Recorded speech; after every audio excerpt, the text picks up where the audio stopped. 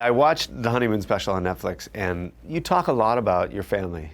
And, you know, I couldn't help but sort of infer that it wasn't the most, like, supportive artist upbringing. Well, I'm from Illinois. Right. A small town called Rockford. I went to public school. Yeah. I remember specifically being told I was not an artist, and also I was not a writer. Who told you weren't an artist? The art teacher told me I wasn't an artist.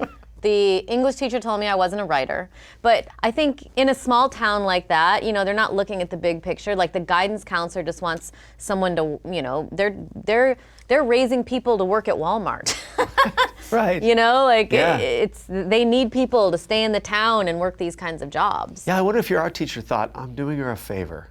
I'm telling her she doesn't have to have some silly dream of being an artist. Well, what the art teacher did, and I actually am a good visual artist. I'm, you know, I like to paint and draw, but I didn't understand perspective.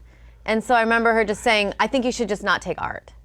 But, you know, perspective is very specific, and it's mathematical and it's hard, and you know, maybe it wasn't my thing. Yeah. So, you know, it's hard as a mother now to think of like a teacher saying like, you're not an artist and you're not a writer. When you grew up, was your whole town sort of the same in terms of income level? I definitely didn't know anyone with a nanny. Like right now I have a nanny. And I mean, I want her to be my nanny too. I mean, I love having this woman around to like help me with the kid, but like now I'm thinking about it, I'm like, I did not know anyone with a nanny. Right. I didn't know what a Jew was. Like I remember I was in 3rd or 4th grade, and all of a sudden, you know, 3 of the kids at Christmas time had to go wait in the hall while we would like sing Christmas carols. And I didn't know why they would, and then finally I was like, oh, those are the Jews.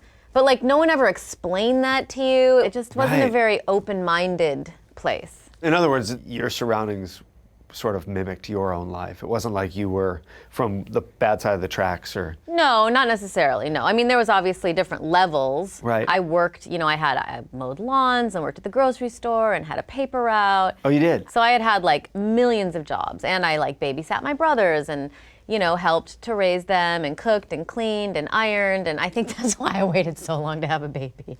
Because I was like, I am not interested in any of this. Yeah, I think one of the big surprises for me is that now when my kids come home with sort of complicated homework, I remember how much I hated homework. And now I have to do it again. Can't you just have the nanny do that? Is that we don't have a nanny? Or a tutor? Well, I suppose you can get a tutor.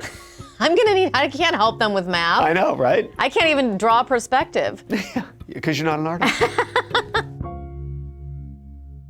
Hey folks, thanks for watching. If you like what you just saw, then why not subscribe? Click right here for lots more off camera. And if you want to see the hour-long version of these conversations, I'm going to give you the secret link. Here it is, offcamera.com. Check it out.